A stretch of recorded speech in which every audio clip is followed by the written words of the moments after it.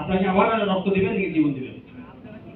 আমরা একটা বিষয় খেয়াল করতে আওয়ামী লীগের সময় যে আওয়ামী লীগ ফেরাউনের শক্তির থেকেও বেশি শক্তিধর হয়ে উঠেছিল, কিন্তু সে কিন্তু ক্ষমতায় থাকতে পারে না। জনগণের যে চাওয়া, জনগণের যে পাল, সেটা যদি কেউ না বুঝে তাহলে বাংলাদেশের রাজনীতিটা তো অপ্রাসঙ্গিক হয়ে যেতে হবে। এটা বাস্তবতা।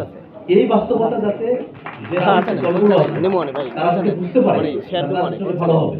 এখন অনেকেই নির্বাচনের জন্য প্রস্তুত করছে, সংস্কারের কাজ হবে না হবে সেটার দিকে কারো কোনো মনোযোগ নেই, বিচার হবে কি হবে না সেদিকে মনোযোগ নাই, মনোযোগ শুধু নির্বাচনের দিকে।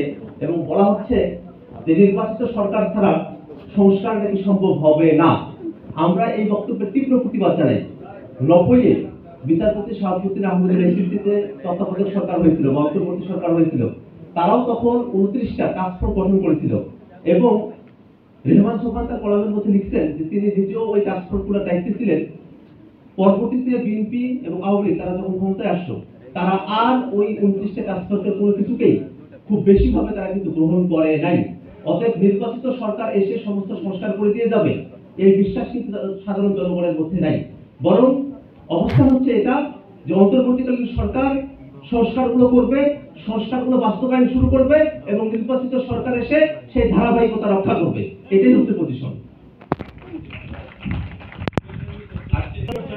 তখন আপনার এই কথা ছিল, তারপর আপনার সংবিধানের মধ্যে আপনি মৌলিক যে জিনিসগুলো আছে, সমাজতন্ত্র, ধর্ম নিরপেক্ষতা, ধর্ম নিরপেক্ষতা সেগুলো যেটা বলছি সেটা যদি ইউনিভার্স কাটিতে শেষ কোনো সাবজেক্ট দিতে বাতিলের কাছে ওটা কেউ ভালো না।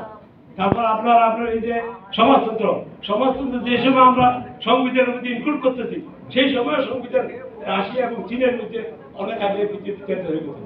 সেই সমাজতন্ত্র বাংলাদেশে কোথায় ছিল? সংবিধান আমরা আমাদের এই সংবিধান কিছু না করে আমার সংবিধান যে অবাস্তব, আমরা এইরকম আমি বলতে এইরকম অনেক বিষয় আছে যেগুলি এখানে